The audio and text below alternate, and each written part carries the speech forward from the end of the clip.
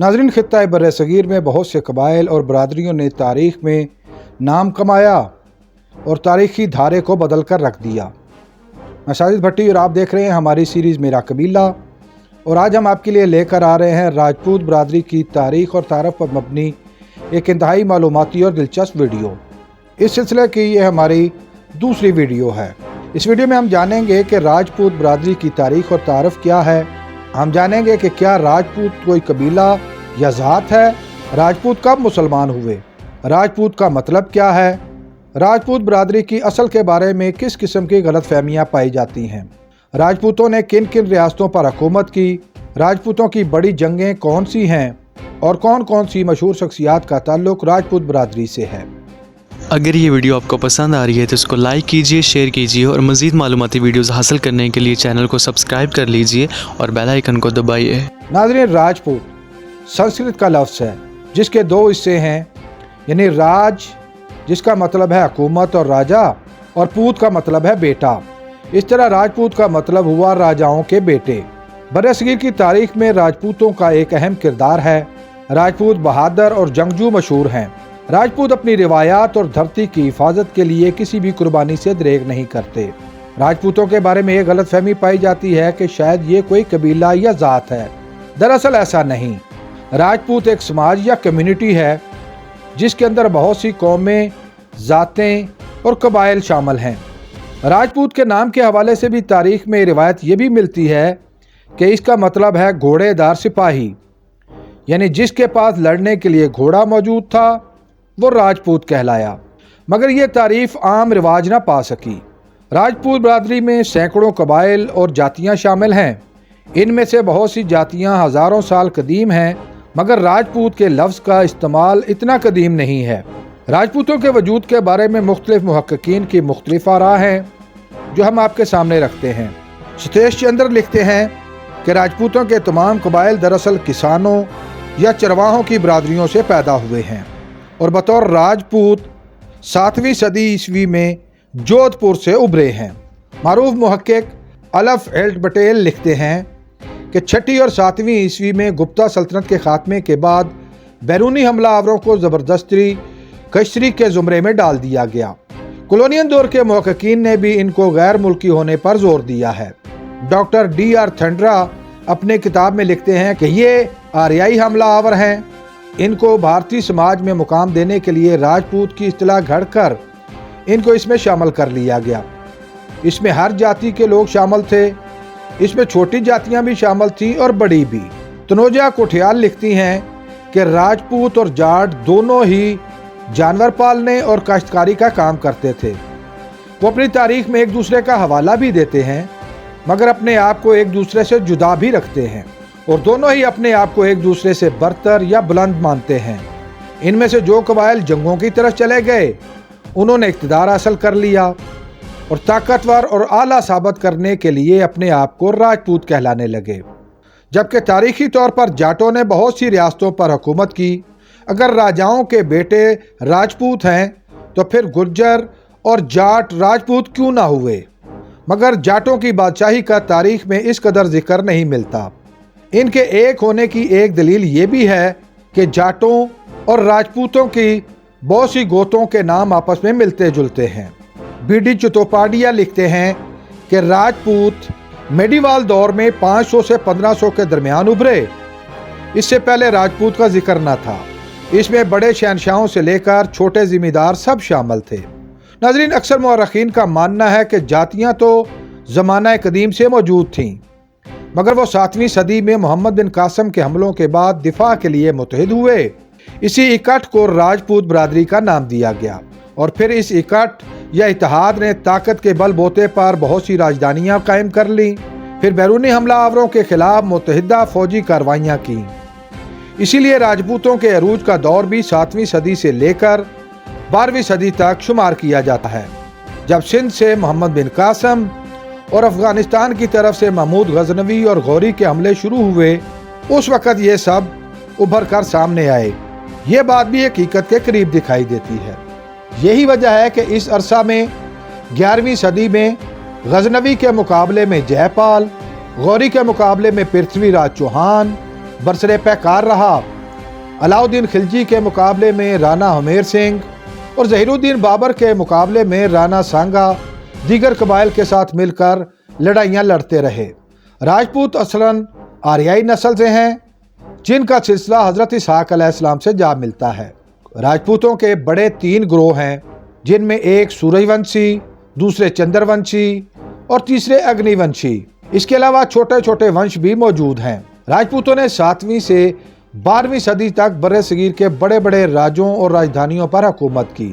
تاریخی طور پر راجپوتوں کے 36 قبائل کو رائل یا حکومتی خاندان مانا جاتا ہے، مگر بعض جگہ پر ان کی تعداد 72 تک بھی بیان کی گئی ہے۔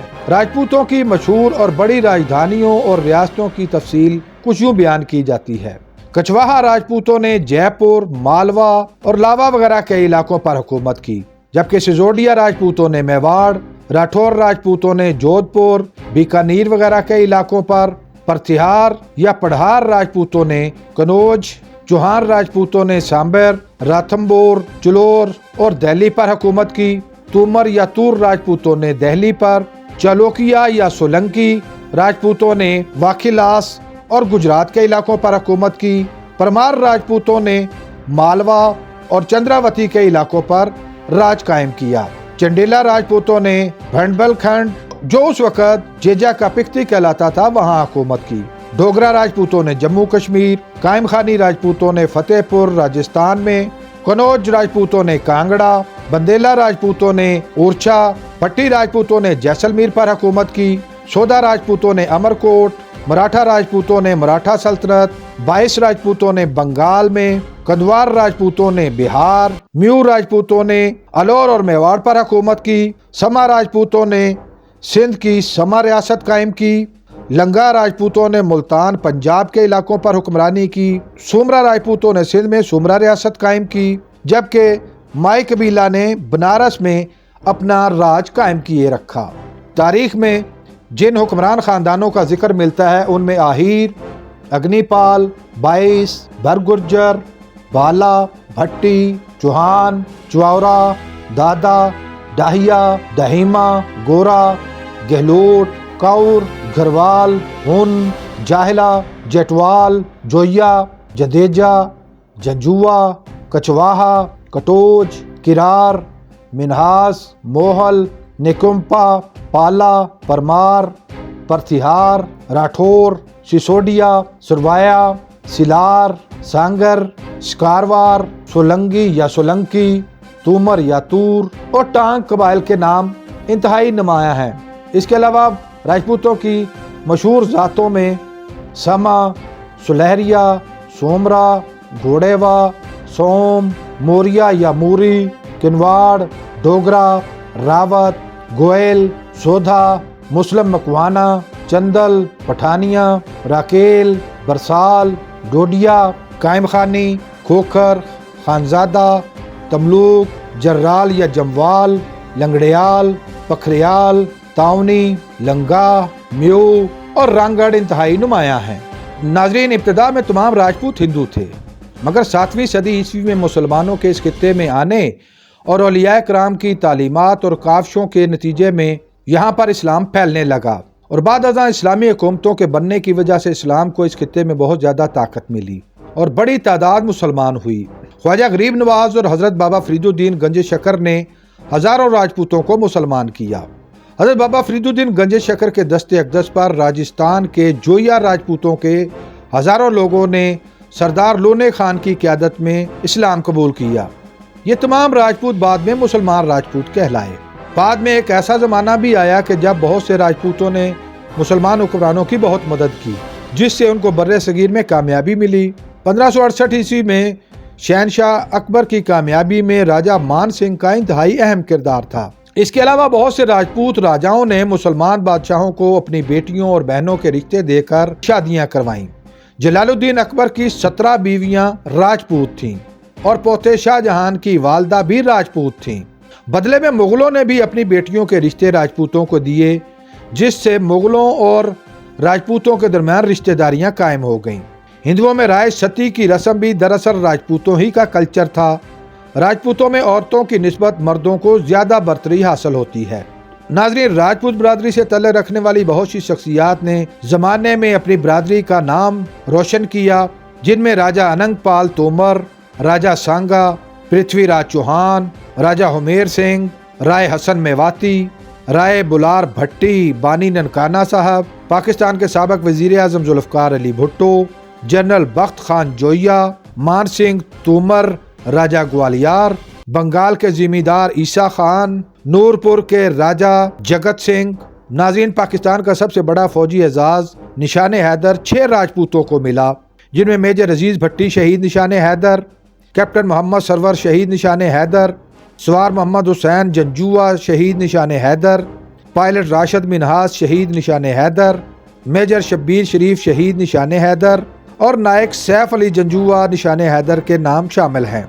इस तरह भारतीय फौज का सबसे बड़ा एजाज परमवीर चक्र पाने वालों में नायक जादूनाथ, हवालदार पीरो सिंह, कैप्टन गुरबचन सिंह और मेजर शैतान सिंह के नाम इंतहाई नुमायां हैं। इसके अलावा नामवर राजपूत शख्सियात में मारूफ आज़ादी पसंद रहनुमा अब्दुल्ला भट्टी, भारतीय जनरल बिपिन रावत, पाकिस्तानी जनरल टिक्का खान, अलामा शिबली नोमानी, सिंध के साबिक वज़ीर आला अरबाब रहीम अहमद, सिंध असम्बली के MPA Rana Humair Singh, Pakistani chief justice Rana Bhagwan Das, भारतीय अदाकारा प्रीति जिंटा, क्रिकेटर महेंद्र सिंह धोनी, एथलीट मलक्खा सिंह, साबिक army chief general VK Singh, अदाकार सुशांत सिंह, भारतीय साबिक वज़ीर आज़म VP सिंह, आज़ादी पसंद रहनुमा किन्नौर सिंह, साबिक स्पीकर पंजाब असम्बली राना मोहम्मद इकबाल खान, आज़ादी पसंद रहनुमा खुशहाल सिंह, क्रिकेटर रविंदर जडेजा, अदाकारा डीशा पाटानी, रानी पद्मनी,